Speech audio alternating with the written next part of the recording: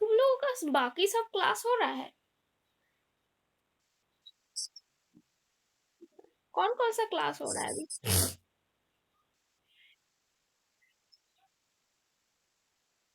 अच्छा।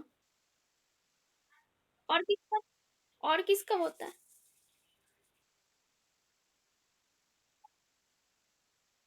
ओ, अच्छा।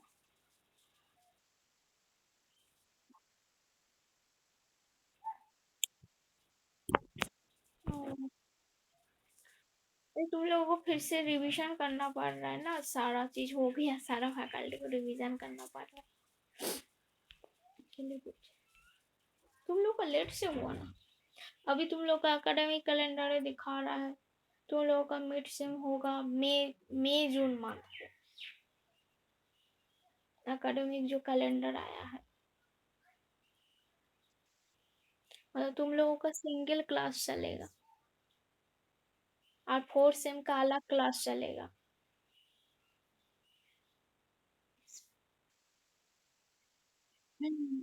अलग से तुम लोग का कैलेंडर में जो है तुम लोग का अलग से क्लास होगा।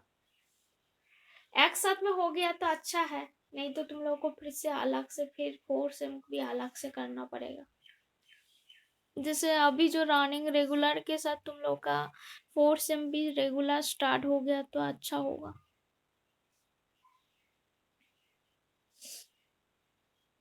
नहीं तो एक ही चीज,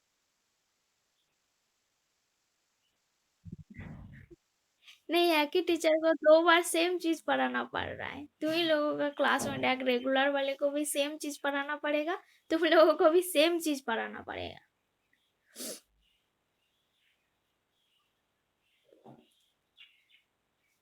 तुम लोगों के लिए अलग से टाइम टेबल ही बना दिया है जेयूटी ने।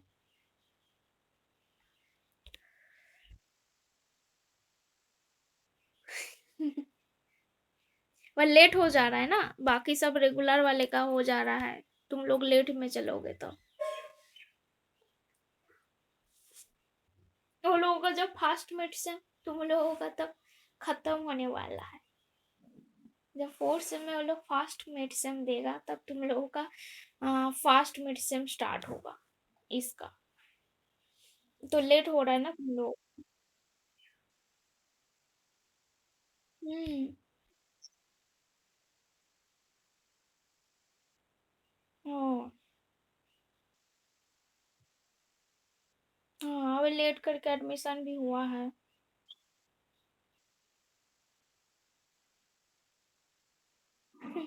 नहीं, बंगाल में तो सेमिस्टर ब्रेक भी मिलता है, जैसे सेमिस्टर खत्म हुआ 1 मंथ का सेमिस्टर ब्रेक मिलता था।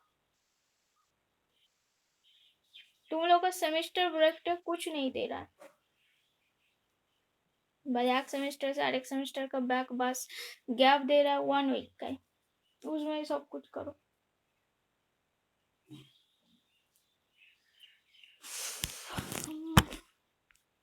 पहले तुम लोग का ब्रेक करवा देते हैं। अच्छा,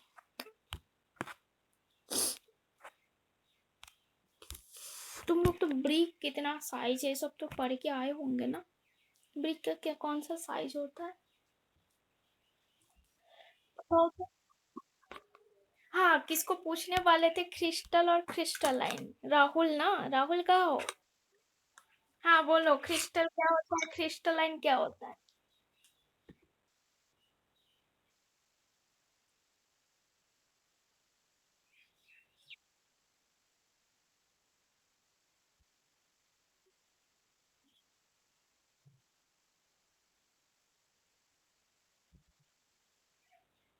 और क्रिस्टल किसको बोलोगे? मिनरल का एटम प्रेजेंट रहता है। एटम रहता है ना मिनरल के अंदर। जब एटम जो रिपीटेडली जब प्रेजेंट रहता है तो उस स्ट्रक्चर के अंदर उसका हम लोग बोलते हैं क्रिस्टल। क्रिस्टल को नाउन होता है, क्रिस्टलाइन एडजेक्टिव में ही उसका यूज होता है। तो क्रिस्टलाइन किसको बोलते हैं, जब रॉक का क्वालिटी, कैरेक्टर, उसका प्रॉपर्टीज ये सब देखा जाता है तो उसको हम लोग बोलते हैं क्रिस्टलाइन। वो जो क्रिस्टल होता है ग्रीक वर्ड है, और जो क्रिस्टलाइन है लैटिन वर्ड में यूज होता है। यही बात सेम ही है। एक नाउन है और एक तुम्हारा जो क्रिस्टलाइन एडजेक्टिव है।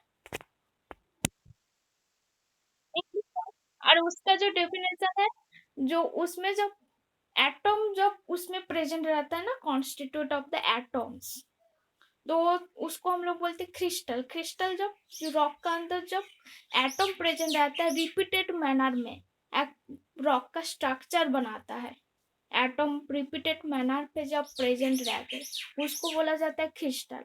और जब रॉक का जब क्वालिटी, कैरेक्टरिस्टिक्स क्या है, उसका प्रॉपर्टीज क्या है, तो वो जो क्रिस्टल का हिसाब से उसको प्रोसेस किया जाता है, उसको हम लोग बोलते हैं क्रिस्टलाइन।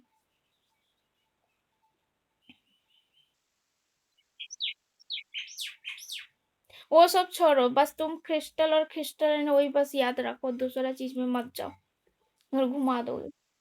ठीक है। अच्छा ठीक है, तो आते हैं बिल्डिंग मटेरियल में। अच्छा, ब्रिक का साइज तुम लोग किए होंगे डिप्लोमा में, ब्रिक का कौन कौन सा साइज होता है?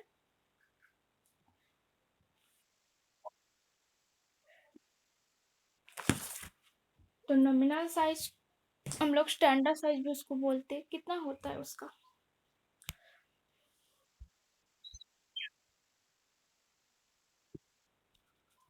19 × 9 × 9 सेंटीमीटर। एक कौन सा साइज है? स्टैंडर्ड साइज भी बोला जाता है और इसको नॉमिनल साइज। Standard size. और एक कौन सा होता है ट्रेडिशनल, उसका कितना साइज होता है?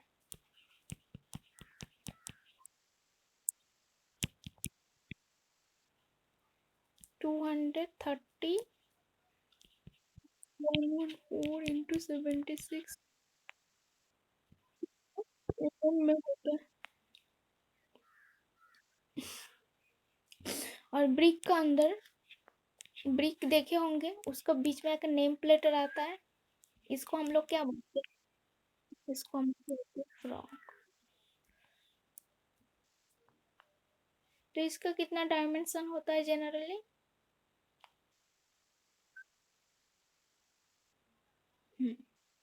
का होता है 100 × 40। तो इसका जो लेंथ होगा 100 और विड्थ होगा 40, इतना में होता है। और इसका डीप कितना होता है? डीप, इसका जो डीप होगा 10 से लेके 20 ठीक है, तो तुम लोगों को तो सब कुछ पता ही है, हमको तो कुछ पढ़ाने का जरूरत ही नहीं है। अच्छा अच्छा बोलो, फ्रॉक का किस लिए फ्रॉक दिया जाता है? मतलब फ्रॉक में क्या स्पेसिफाई करके रहता है? फ्रॉक में कुछ तो लिखा रहता है ना, तो वो किसका, क्या होता है फ्रॉक का ऊपर जो लिखा रहता है कोई प्लेट? हाँ।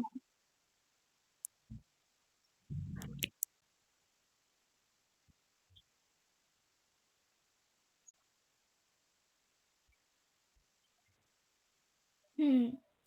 और फ्रॉक पे जनरली कंपनी का जो नेम प्लेट होता है फ्रॉक का ऊपर ही लिखा रहता है, ठीक है। तो ब्रिक का कितना टाइप्स ऑफ क्लासिफिकेशन, उसका क्या क्या क्लासिफिकेशन होता है? पहले तो उसका क्या क्या कैरेक्टरिस्टिक्स ये पहले देख लेते हैं।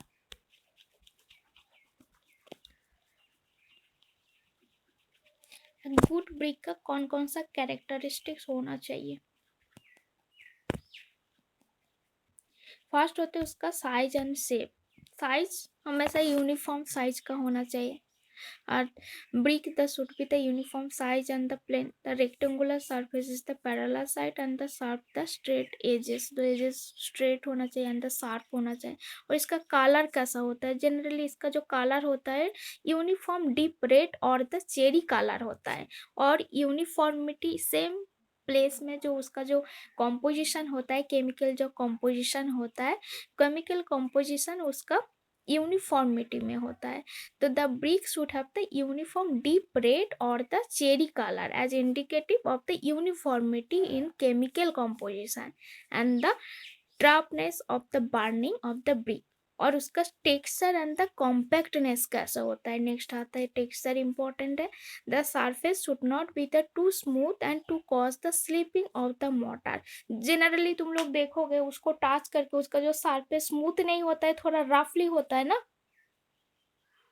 तो स्मूथ हो गया तो जो मोटर है वो इमिडिएटली तुम्हारा स्लीपिंग होके वो उसका अंदर बाइंडनेस नहीं करता है। तो इसी वजह से उसका जो सरफेस है अच्छा बाइंडिंग करने के लिए जो मोटर को हो, तो हम लोग जो उसका सरफेस है थोड़ा रफली बनाते, स्मूथ नहीं होता है।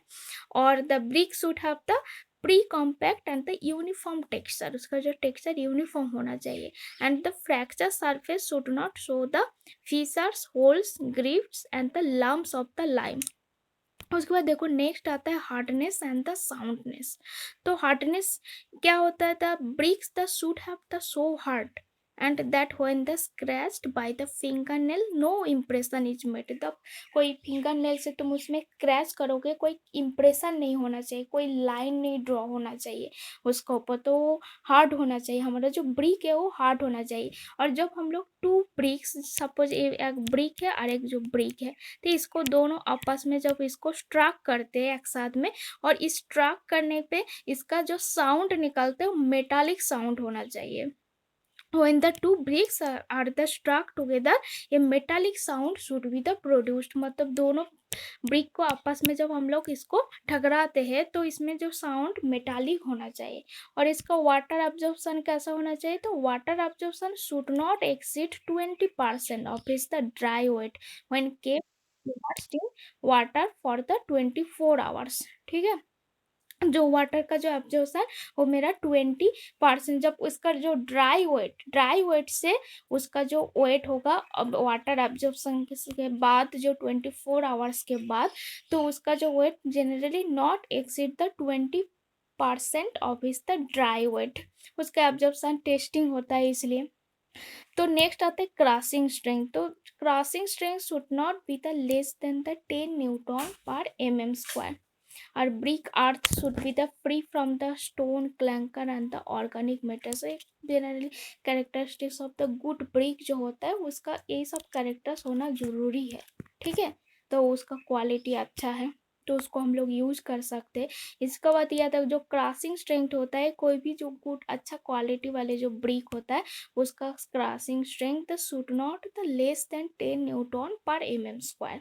और उसका वाटर एब्जॉर्प्शन का जो वैल्यू है should not exceed the 20% of its the dry weight when kept the immersed in water for the 24 hours। ठीक है, फिर बाद बताओ इसका तो छोड़ो, कौन कौन सा कितना टाइप्स ऑफ ब्रिक होता है, ब्रिक का हम लोग कैसे क्लासिफाई करते हैं, उसका कौन कौन सा टाइप्स ऑफ ब्रिक होता है बताओ।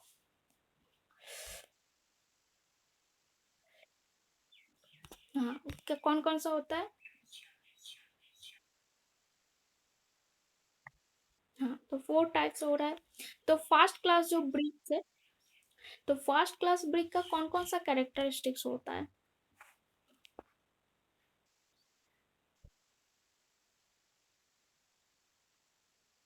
हम्म।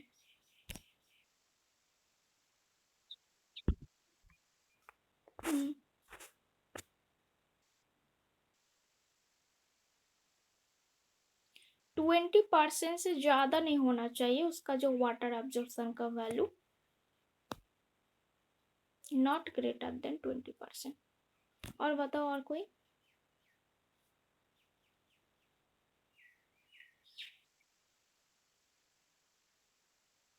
हम्म। हम्म।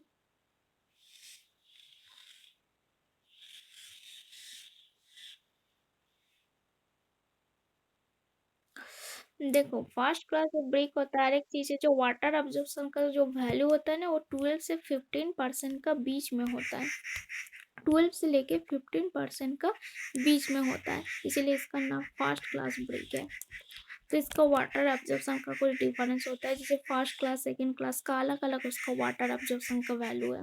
जे फर्स्ट क्लास ब्रिक में सपोज इसका 12 to 15% है तो उससे थोड़ा ज़्यादा होगा सेकंड क्लास ब्रिक में वाटर एब्जॉर्प्शन का वैल्यू।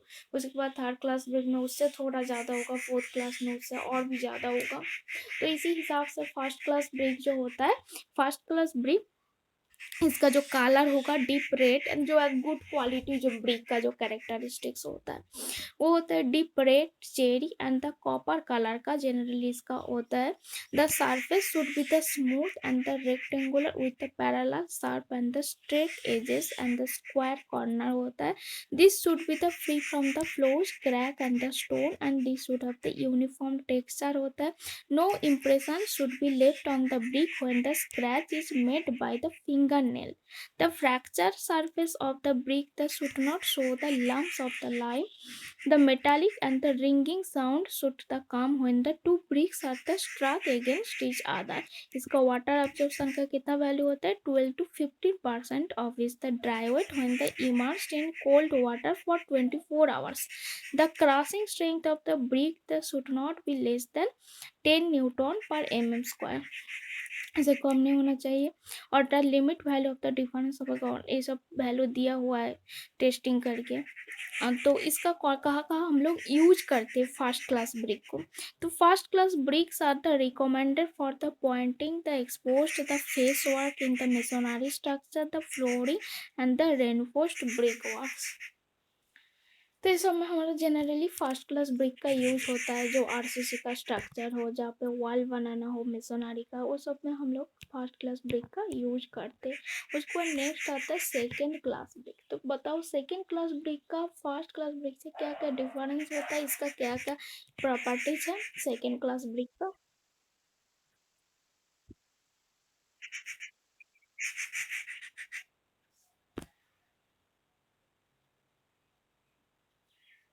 इसका कितना वाटर एब्जॉर्प्शन का वैल्यू है और इसका स्ट्रेंथ कितना होना चाहिए, देख के बताओ कोई भी.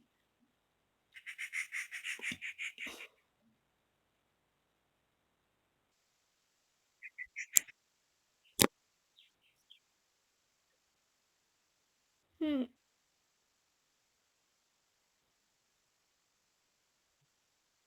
हम्म.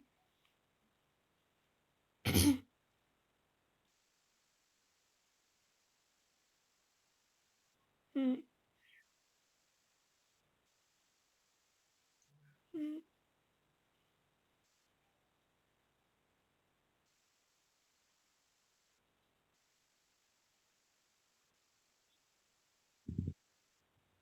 हाँ. इसका जो क्रॉसिंग हाँ, इसका जो क्रॉसिंग स्ट्रेंथ का जो वैल्यू होता है सेकेंड क्लास ब्रेक के केस में, क्रॉसिंग स्ट्रेंथ इंपॉर्टेंट, सारा ब्रेक का तुम लोग को याद होना चाहिए. इसका जो क्रॉसिंग स्ट्रेंथ का value should not the less then 7.0 Newton पर mm स्क्वायर होता है. और इसका सेकेंड क्लास ब्रेक में और इसका क्या क्या होता है, इसका और जो वाटर एब्जॉर्प्शन का जो वैल्यू होता है about the 16 to 20% of is the dry weight is the allowed. The small cracks and the distortion are the permitted. और इसको हम लोग कहाँ कहाँ यूज करते हैं, इसका भी आरसीसी स्ट्रक्चर में भी इसका भी यूजेस होता है. तो second class bricks are the recommended for all the important unimportant hidden masonry work centering of the reinforced bricks and the reinforce cement concrete structure. RCC तुम लोग का फोर्थ सिम में है, आरसीसी का ही स्ट्रक्चर तो के बारे में तुम लोग को करना है. उसमें कंक्रीट स्ट्रक्चर 1 है, उसमें कहाँ क्या इंपॉर्टेंस है वो सब बाद में बताएंगे. तो ये तुम्हारा डिफरेंस हो गया फर्स्ट क्लास और सेकेंड क्लास का ब्रेक का बीच में. तो उसके बाद नेक्स्ट आता है थर्ड क्लास ब्रेक. तो थर्ड क्लास ब्रेक हम लोगों का क्या डिफरेंस होता है. तो थर्ड क्लास ब्रिक होता है द अंडर बर्न्ट होता है, they are the soft and the light colour producing the dull sound when the struck against is the other. The water absorption is about the 25% of is the dry weight. और इसका जो strength होता है ना 3.5 Newton. इसका जो crossing strength होता है 3.5 न्यूटन पर mm स्क्वायर. इससे ज़्यादा नहीं होता है. इसका जो मिनिमम होता है 3.5 न्यूटन पर mm स्क्वायर होता है. इसका जो स्ट्रेंथ का वैल्यू होता है. और देखो सेकेंड क्लास ब्रिक का कितना स्ट्रेंथ था, इसका जो क्रॉसिंग स्ट्रेंथ का वैल्यू था 7.0 न्यूटन पर mm square. First class brick का कितना था, फर्स्ट क्लास ब्रिक का कितना क्रॉसिंग स्ट्रेंथ था 10 न्यूटन पर mm स्क्वायर. और थर्ड क्लास ब्रिक केस में नहीं दिया है तो हम बता देते हैं इसका जो क्रॉसिंग स्ट्रेंथ का जो वैल्यू होता है 3.5 न्यूटन पर mm स्क्वायर होता है. और इसका वाटर एब्जॉर्प्शन का जो वैल्यू है देखो 25% का आसपास होता है. अब इसका ड्राई वेट का इसे जनरली यूज होता है बिल्डिंग टेम्पोरारी स्ट्रक्चर के लिए जनरली यूज किया जाता है. जहाँ पे होता है टेम्पोरारीली कोई रोड बनाना हो, नया ब्रिज के सामने कोई दूसरा कोई रोड बना रहा है, ब्रिज के साइड में कोई टेम्पोररी ब्रिज बना रहा है, वो सब में यूज होता है। तो उसके बाद नेक्स्ट आता है जो फोर्थ क्लास ब्रिक। तो फोर्थ क्लास ब्रिक जो होता है the over burnt and the badly distorted in the shape and the size and are the brittle in nature. इसको का यूज होता है the ballast of such bricks are the use for the foundation and the floors in lime concrete and road metal का use होता है। जो छोटा छोटा ब्रिक देके जो हम लोग फाउंडेशन का नीचे हम लोग देते हैं ना, उसको प्लेन बनाने के लिए, स्मूथ बनाने के लिए, तो वो सब में फोर्थ क्लास ब्रिक का यूज किया जाता है। और जहाँ पे रोड बैलास्ट जो, जहाँ पे जो ब्रिक के जो कोई रोड है, रोड के ऊपर छोटा छोटा ईटा का टुकड़ा फैल के देखना, रोड बन रहा है उसका ऊपर, तो वहाँ पे भी फोर्थ क्लास ब्रिक का यूज किया जाता है। उसका कोई स्ट्रेंथ वगैरह होता नहीं है, वो तो लाइट स्ट्रेंथ का आता है। तो उसके बाद देखो नेक्स्ट आता है इस ब्रिक का कौन कौन सा कॉम्पोजिशन होता है, कौन कौन सा कॉम्पोजिशन होता है, बोलो। हम्म। हम्म।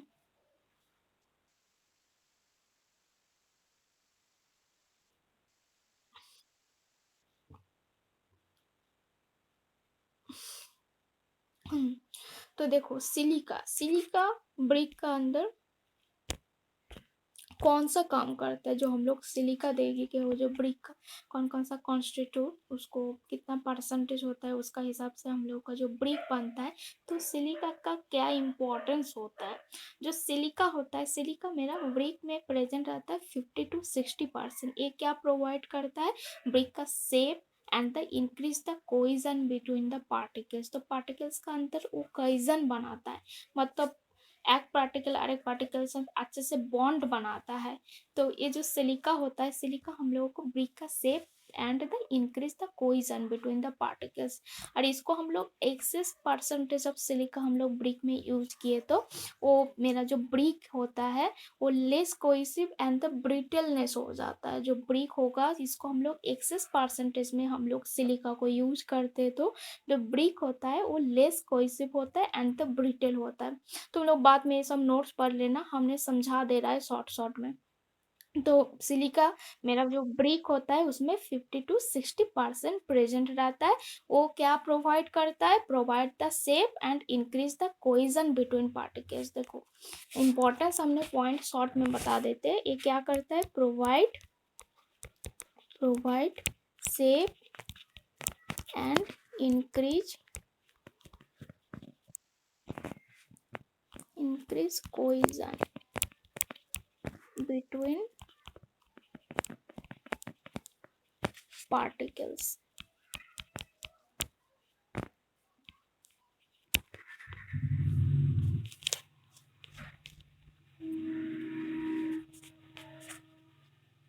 ठीक है, जो सिलिका का, और इसको हम लोग एक्सेस परसेंटेज में यूज करते हैं। तो ये क्या होगा, जो ब्रिक्स होता है वो मेरा लेस कोहेसिव हो जाएगा एंड तो ब्रिटल हो जाएगा जो ब्रिक होता है। उस पर नेक्स्ट आते हैं हम एलुमिना में आते हैं। तो एलुमिना का क्या इंपॉर्टेंस होता है, इस एलुमिना इसका हम लोग Al2O3 से डिनोट करते हैं। इसे मेरा जो ब्रिक होता है उसमें 20 से लेके, हाँ क्या करता है बोलो, फिर से रिपीट करो, कौन बोल रहे हो। प्लास्टिसिटी प्रोवाइड करता है। तो देखो एलुमिना का क्या इंपॉर्टेंस होता है, ये इंक्रीज करता है प्लास्टिसिटी इंडेक्स को, इंक्रीज करता है, क्या करता है, increase increase plasticity plasticity index. ठीक है, इसको हम लोग एक्सेस परसेंटेज में हम लोग इसको यूज करते हैं। तो मेरा ब्रिक में क्या प्रॉब्लम आएगा, देखो if the excess alumina causes the cracks on surface on burning।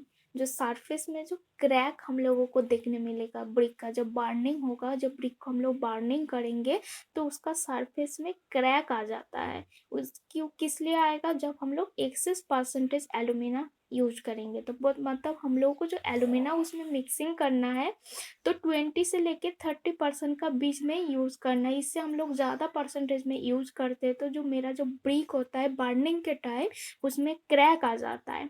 If the excess alumina cause the cracks on surface on burning। ठीक है। जब इसको हम लोग एक्सेस में यूज करते हैं, if access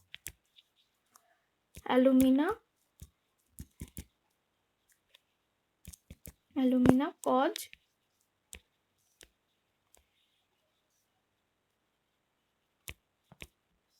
cracks on surface on burning, during burning,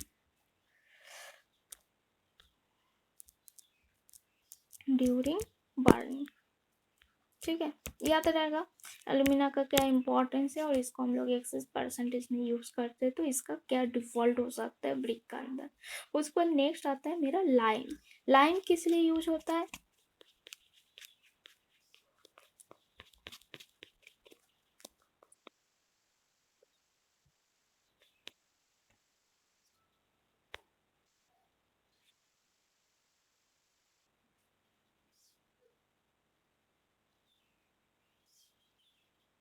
जो मेरा जो ब्रिक में जो जितना इंग्रेडिएंट्स होता है ना उसको मेल्टिंग करने के लिए भी लाइम का काम आता है। और लाइम को हम लोग ज़्यादा परसेंटेज में मतलब it causes the fusion in ingredients की इंग्रेडिएंट्स जो यूज होते हैं उसका अंदर फ्यूजन पॉइंट जिसको बोलते हैं उसको बढ़ाता है जो लाइम होता है। तो लाइम को हम लोग एक्सेस परसेंटेज यूज करते हैं तो इसमें जो जो शेप का डिस्टोर्टेड शेप में हम लोग को मिलता है। तो excess of the lime cause the distorted shape. ये कौन है भाई? एक गोपी नाम का गोपी प्रामाणिक तुम लोग का क्लास का है?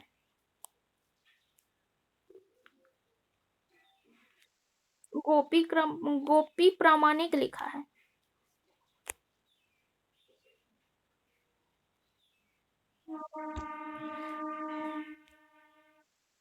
ऐसा तो नहीं सुने हैं प्रामाणिक टाइटल। न्यू है सो तब ऐड कर दे।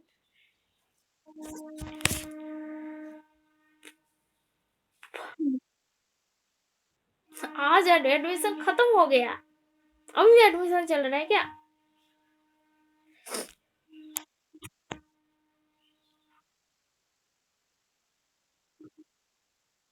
और कब तक डेट है थर्ड काउंसलिंग का?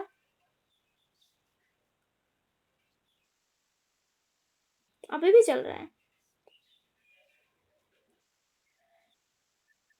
ओह, कब से स्टार्ट हुआ? नवंबर का लास्ट से ना?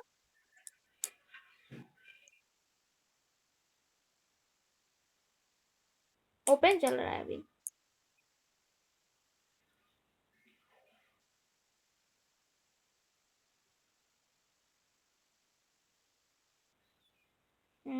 और पता नहीं सीट खाली कहाँ से हो रहा है। अभी तो देख रहा है 70 स्टूडेंट हो ही गया होगा तुम लोग और रेगुलर मिलके। 45 है तो वो लोगों का है अभी 27 है रेगुलर। तो 45 प्लस 27 कितना होता है?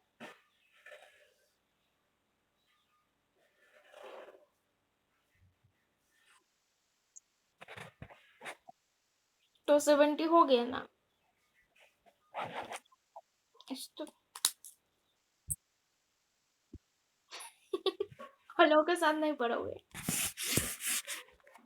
एक साथ तो आएगा ना, एक टाइम आएगा तुम लोग वो लोगों के साथ भी तो ज्वाइंटली होगा। जैसे अभी चल रहा है तुम लोग लेट में एडमिशन लिए होते इसीलिए अलग चल रहा है, बाद में तो मिक्सिंग हो ही जाएगा। एक ही साल में ना तुम लोग पास आउट होंगे, तुम लोग और उसका पास आउट एक ही तो होगा, सेम ही होगा।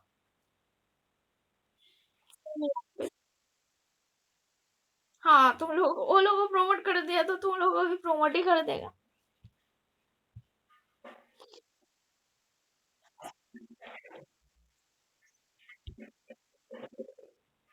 फोर्थ सेम का भी क्लास स्टार्ट होने वाला है अभी running, fourth same six same का।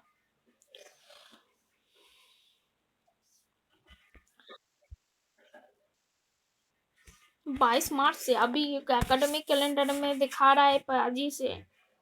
पता नहीं उसका बारे में, उसका टाइम आएगा। ये मतलब 1 वीक 2 वीक का अंदर ही ये लोगों का स्टार्ट होगा क्लास। तुम लोग का तो चलेगा अभी, लगता है मई जून तक चलेगा, उसके बाद तो एक वाला जो है चल रहा है ना अभी, वो मई जून तक चलेगा, जब तक फास्ट सेम नहीं आता है तो। वो नहीं पता ऑनलाइन ना ऑफलाइन, बस चलेगा तुम लोगों का फास्ट मिड सेम मई और जून में। फास्ट मिड सेम का टाइमिंग तुम लोगों का नहीं पता उसके बारे में। वो तो जब एग्जाम होता है तब। हाँ छोड़ो कुछ।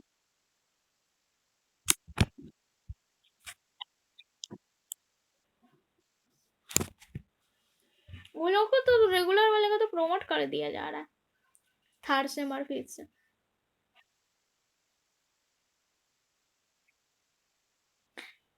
मैं तुम लोग को कभी प्रमोट ही होना चाहिए, हमको तो वही लग रहा है प्रमोट ही हो जाएगा।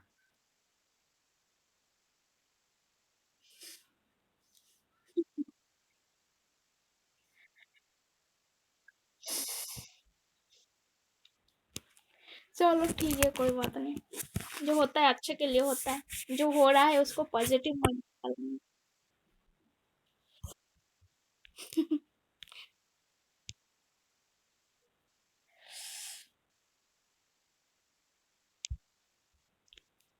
क्लास रिकॉर्ड मतलब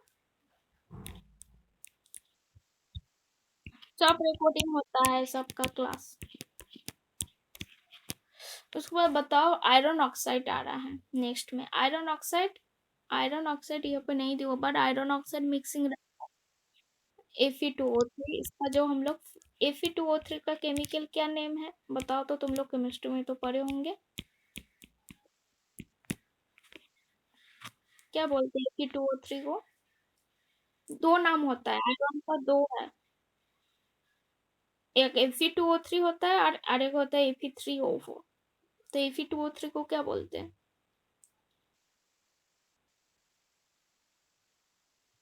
फेरिक किसको बोलते हैं, फेरस किसको बोलते हैं? Fe2O3। हाँ राइट।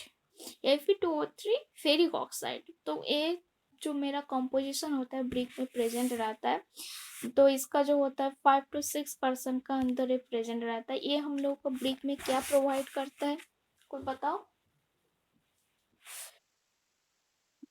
एक कलर प्रोवाइड करते हैं, कौन सा colour? Red colour, reddish brown भी बोला जाता है। रेड कलर, ये मेरा रेड कलर प्रोवाइड करता है। तो इसको हम लोग ज्यादा यूज करते हैं तो क्या डिफेक्ट हो सकता है?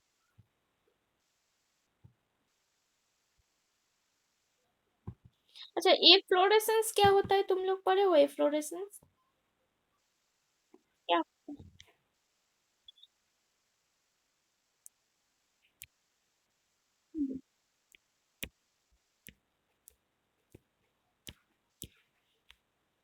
नहीं, एफ्लोरेसेंस क्या होता है?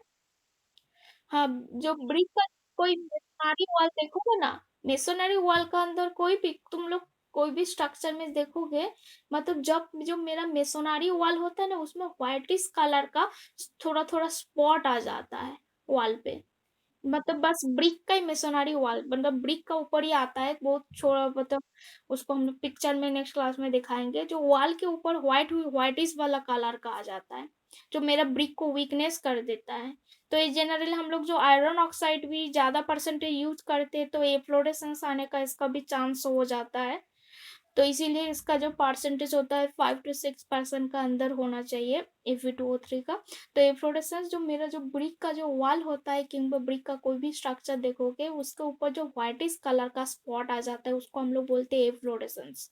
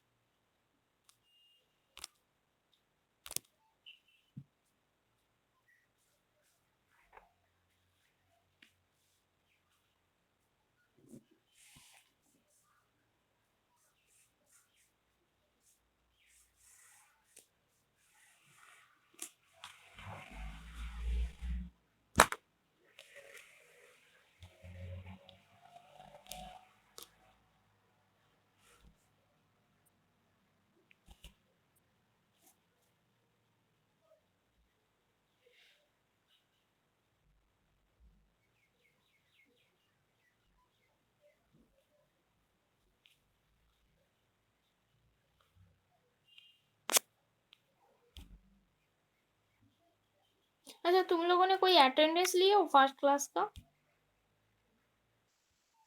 हम्म।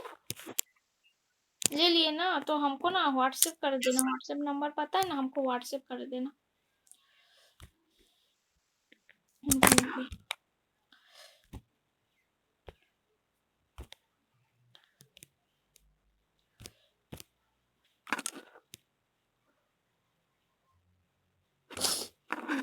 तो आयरन ऑक्साइड हो गया, तो उसके बाद आता है मेरा मैग्नीशिया। तो मैग्नीशिया हम लोग कितना परसेंटेज लेते हैं मैग्नीशिया? लेस देन 1% लेते हैं। तो इसका क्या काम होता है? हाँ, ब्रिक को इसमें सॉफ्टनिंग करने में ये हेल्प करता है। तो तुम लोगों ने जो मेन इम्पोर्टेंट जो कॉन्स्टिट्यूट होता है, और कुछ अदर परसेंटेज जैसे वाटर वगैरह भी होता है, कार्बन डाइऑक्साइड, वो सब बहुत स्मॉल परसेंटेज होता है। तो जनरली जो मेन होता है सिलिका होता है, नेक्स्ट आता है एल्यूमिना, उसके बाद नेक्स्ट लाइम, आयरन ऑक्साइड और मैग्नीशियम, ये सारा मेन इम्पोर्टेंट होता है। और कुछ परसेंटेज अल्कालीज भी होता है, और लेस देन 10% का आसपास होता है। तो सिलिका का क्या मेन इम्पोर्टेंस है बताओ, हमने जो अभी बताया सिलिका का कौन कौन सा इम्पोर्टेंस होता है, इसको हम लोग क्या प्रोवाइड करता है, हमारा जो ब्रिक स्ट्रक्चर है, ब्रिक में क्या प्रोवाइड करता है, और इसको हम लोग एक्सेस परसेंटेज यूज करते हैं तो मेरा ब्रिक का क्या डिफेक्ट होने का चांस है?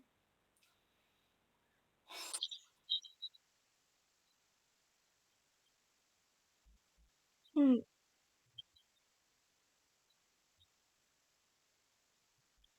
हम्म। और नेक्स्ट बताओ एल्यूमिना, एल्यूमिना का क्या काम है?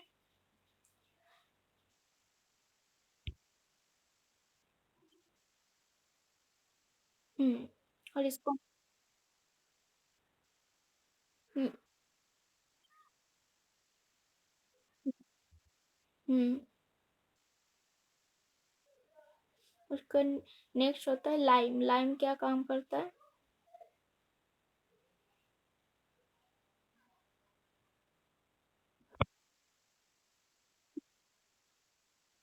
हाँ, श्रिंकेज भी करता है, श्रिंकेज भी काम करता है। अच्छा, श्रिंकेज क्या होता है ये पहले बताओ, श्रिंकेज क्या होता है?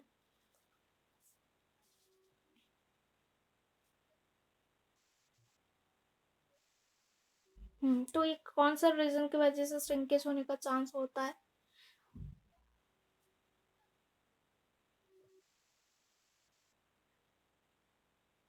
और तुम्हारा कंक्रीट में जो श्रिंकेज आता है उसका क्या रीजन होता है?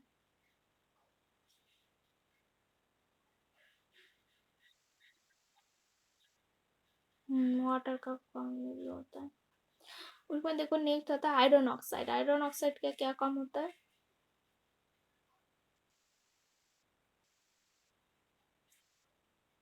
और हाँ, और इसका जो एक्सेस परसेंटेज यूज करते हैं तो क्या डिफेक्ट होगा?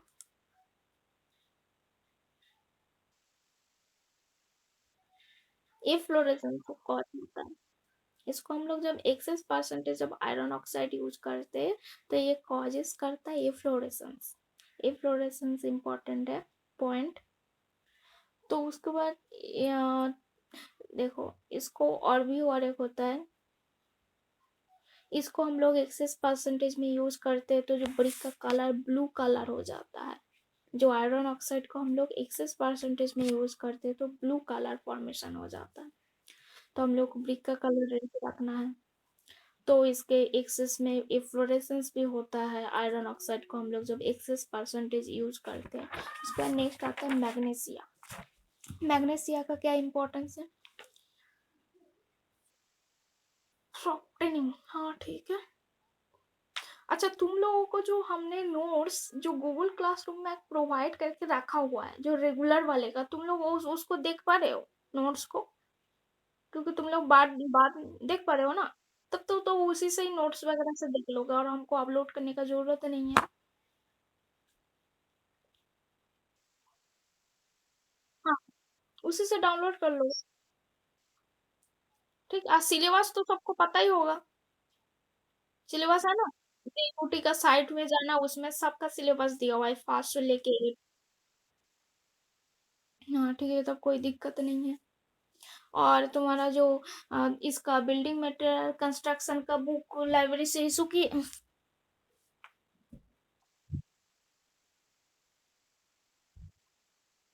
लाइब्रेरी कार्ड वगैरह बना लो।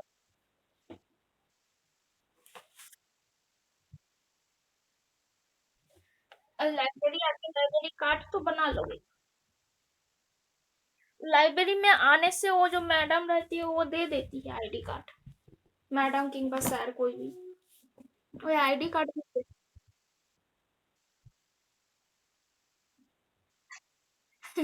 अरे जो एडमिन बिल्डिंग है ना, एडमिन बिल्डिंग का फर्स्ट फ्लोर में लाइब्रेरी है।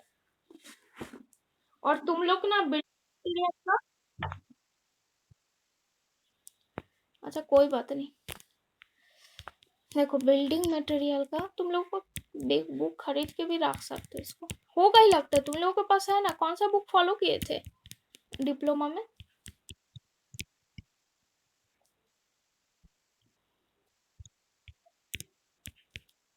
देखो इसके दुग्गल का भी अच्छा है, इसके दुग्गल बिल्डिंग मटेरियल और बिल्डिंग कंस्ट्रक्शन के लिए भी बता देते हैं। बिल्डिंग कंस्ट्रक्शन दोनों का अलग बुक है, बस तुम लोगों का जो सिलेबस है ना साथ में दिया हुआ है।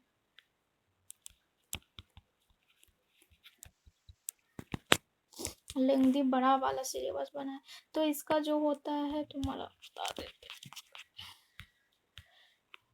बीसी पूर्णिमा का नाम सुने हो ना? इसका भी बुक ठीक ठाक है, बीसी पूर्णिमा है। और एक तुम्हारा अशोक कुमार जैन है, तीनों राइटर का है एक बुक।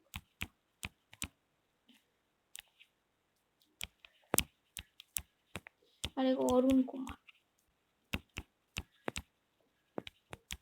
जैन,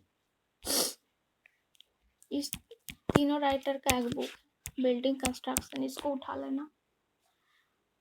और तुम लोगों को डिप्लोमा में कोई तो बुक खरीदे होंगे, वो सबसे भी तुम लोग रेफरेंस मिल जाएगा बाकी सब बुक से। बिल्डिंग मटेरियल का जो दुग्गल वाला बुक है ना उसमें पॉइंट वाइज दिया हुआ है, इजी भी है। अच्छा कुछ बुक नहीं खरीदे इसका वाला? एक दो बुक जो इम्पोर्टेंट बुक है उसको खरीद के रख लेना चाहिए ना, जैसे तुम लोग का फ्यूचर में भी उसका काम आएगा। हाँ। तो आज का क्लास में सबको याद हो गया कौन कौन सा टाइप्स ऑफ क्लास का ब्रीक होता है? फर्स्ट क्लास, सेकेंड क्लास और थर्ड क्लास, तो तीनों का क्या डिफरेंस होता है बताओ कोई याद रख करके। फर्स्ट क्लास का क्या होता है?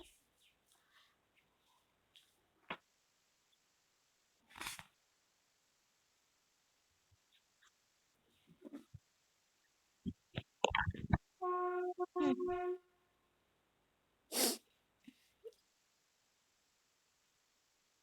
3.5 न्यूटन पर इमी स्क्वायर का। सेकेंड क्लास का 7.5 होता है। और फर्स्ट क्लास का 10 होता है। और वाटर एब्जॉर्प्शन क्या होता है इसका वैल्यू?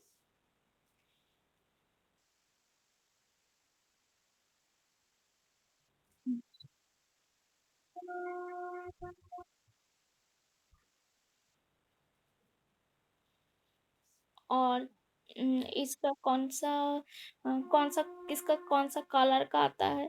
फर्स्ट क्लास का कौन सा कलर होता है?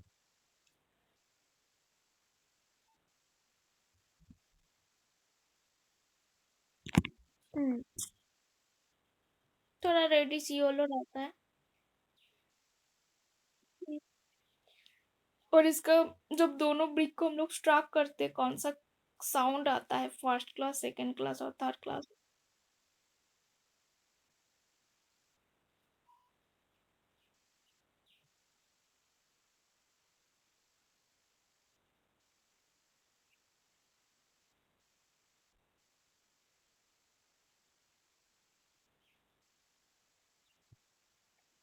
हम्म। तो और इसका जो तुम्हारा साउंड मेटालिक साउंड होता है फर्स्ट क्लास सेकेंड क्लास में, और थर्ड क्लास में सेमी होगा, थोड़ा सा कम होता है, और फोर्थ क्लास में डाल साउंड होता है। और हाई स्ट्रेंथ किसका है? सबसे ज्यादा फर्स्ट क्लास। बट हम लोग जो यूज करते हैं जनरली घर वगैरह बनाने में, किंग ब्रिक ब्रिज वगैरह बनाने में, हम लोग सेकेंड क्लास को ही प्रोवाइड करते हैं, क्योंकि फर्स्ट क्लास बहुत कॉस्टली मिलता है। इसलिए बिल्डिंग वगैरह में हम लोग सेकेंड क्लास का ब्रिक खरीद के बनाते हैं। फर्स्ट क्लास का बहुत कॉस्टली आता है, तो उसका सबके लिए प्रेफर अच्छा नहीं है। तो सब कोई क्लास 2 का ही ब्रिक फॉलो करता है, सेकेंड क्लास का। और जब पास फर्स्ट क्लास का कहाँ पे यूजेस होता है, सेकेंड क्लास फर्स्ट क्लास दोनों का सेम ही यूजेस होता है। तो कहाँ का यूज करती है इसको, देख के बताओ। हम्म।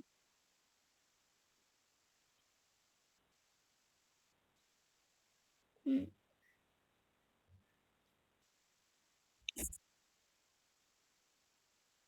हाँ, आर्ट्स एंड स्ट्रक्चर होता है। Third class. हम्म। और थर्ड क्लास और फोर्थ क्लास का कहाँ यूज होता है?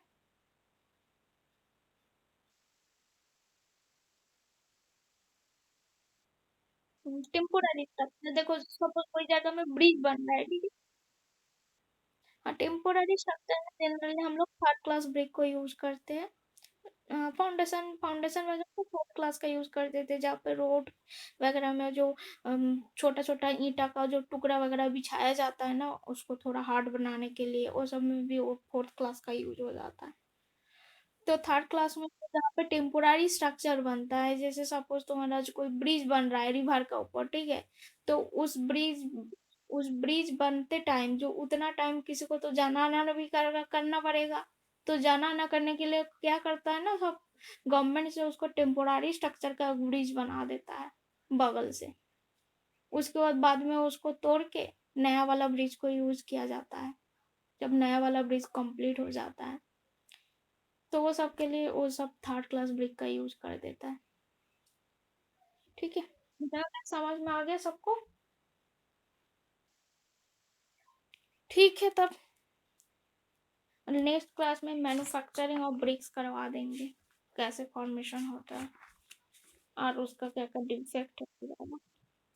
ठीक है, तब आज क्लोज करते हैं। ठीक है। ठीक है, तुम जरा ले लो तो तब तुम्हें लोगों के लिए अच्छा होगा, लाइब्रेरी से टाइम। हाँ, तुम भेज देना, ओमकार ओमकार पांडे जो भी लिए हो, हमको भेज देना अटेंडेंस, व्हाट्सएप कर देना आज का। ठीक है, चलो तो क्लोज करते हैं।